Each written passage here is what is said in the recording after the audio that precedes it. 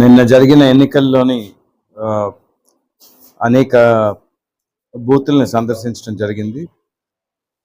ప్రతి బూత్లో కూడా తెలుగుదేశం పట్ల, బేబీ నాయన్ పట్ల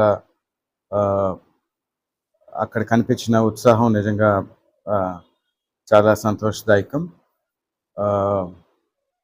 సాయంత్రానికి పోలింగ్ పూర్తయ్యేసరికి ఖచ్చితంగా ఎక్కువ శాతం ఓట్లు బేబీ నాయన్కి కలిసి అప్పలనాయుడు గారికి పోల్ అయిందని చాలా స్పష్టంగా అనిపించింది.